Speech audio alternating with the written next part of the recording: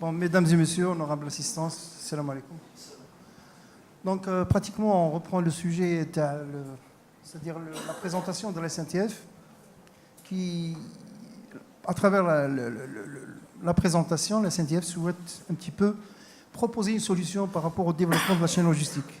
C'est une tendance planétaire maintenant, donc pratiquement dans tous les pays, il y a le chemin de fer qui est considéré généralement comme une colonne vertébrale de tout ce qui est développement des chaînes logistiques.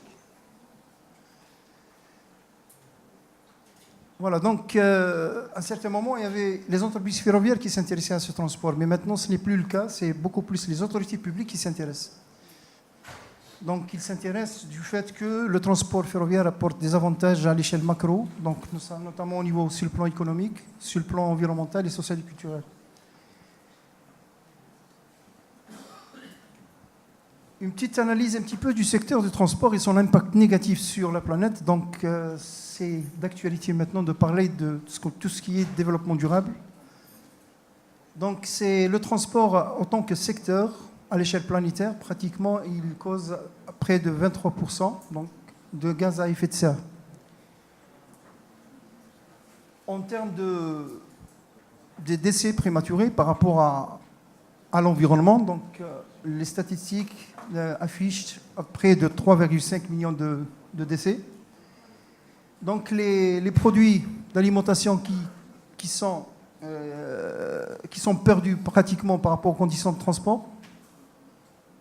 Et enfin, il y a des coûts induits par rapport au le nombre des accidents et son impact sur les PIB des pays. Pour le transport ferroviaire. Donc le dernier rapport qui a été fait, qui a été émis par l'Union internationale des chemins de fer, c'est un comment rapport.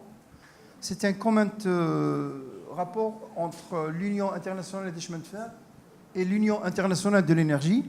Donc ça démontre que l'efficacité depuis 90, donc il y a l'efficacité en termes de consommation des énergies et en termes de les émissions des gaz à effet de serre. Donc, se sont améliorés déjà depuis 90 de l'ordre de 37% pour la consommation d'énergie et 30% pour l'environnement. Malgré